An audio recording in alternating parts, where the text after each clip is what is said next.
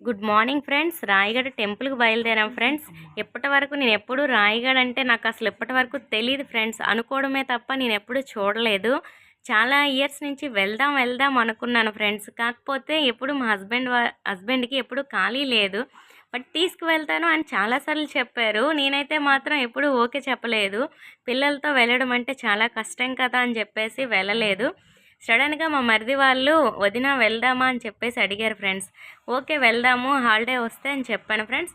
ఇంకా హాలిడే వచ్చింది, సో వెళ్దాము అని చెప్పేసి అందరం ఓకే చెప్పాం. వాళ్ళు బయలుదేరి పొందూరు వచ్చారు ఫ్రెండ్స్. ఇంకా అక్కడి నుంచి మేము కంటిన్యూ చేసాం. ఇంకా మా జర్నీ కొంచెం వాయిస్ ఇస్తాం ఫ్రెండ్స్, తిట్టుకోకండి.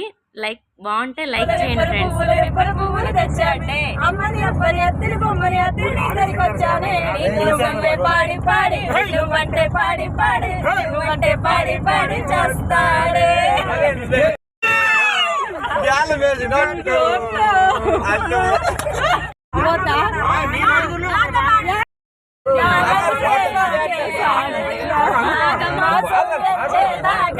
మంచి రోజు లేదన్నాడు ఆగేదెట్టాగా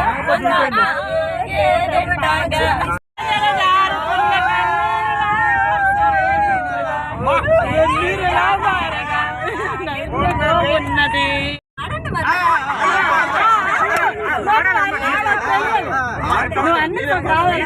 స్టార్ట్ అయ్యాం ఫ్రెండ్స్. వెళ్ళిన రోజు ఏకాదశి అని మాకు తెలియదు. చాలా అంటే చాలా రద్దీగా ఉంది ఫ్రెండ్స్. వెళ్ళాలంటే లైన్లో 4 అవర్స్ వెయిట్ చేసాం ఫ్రెండ్స్.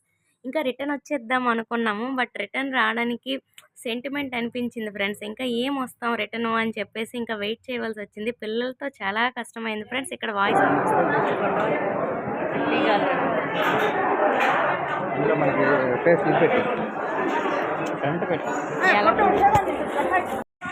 గుడి బయట లొకేషన్ చాలా బాగుంది ఫ్రెండ్స్. ఆ రోజు మేము ఇంకా చాలా దగ్గరికి వెళ్దాం అనుకున్నాం. టైం అంతా టెంపుల్లోనే సరిపోయింది ఫ్రెండ్స్. 4 అవర్స్ లైన్లో ఉండడం అంటే చాలా కష్టం కదా. ఇంకా నాటుకోలు 4 కొన్నాం ఫ్రెండ్స్. అది వండుకొని తినాలి అంటే టైం పట్టుద్దని చెప్పేసి ఇంకా ఎక్కడికి వెళ్ళలేదు ఫ్రెండ్స్. ఇంకా మా వంట స్టార్ట్ అవుద్ది, వాయిస్ ఇస్తాం చూడండి ఫ్రెండ్స్. నచ్చితే మాత్రం లైక్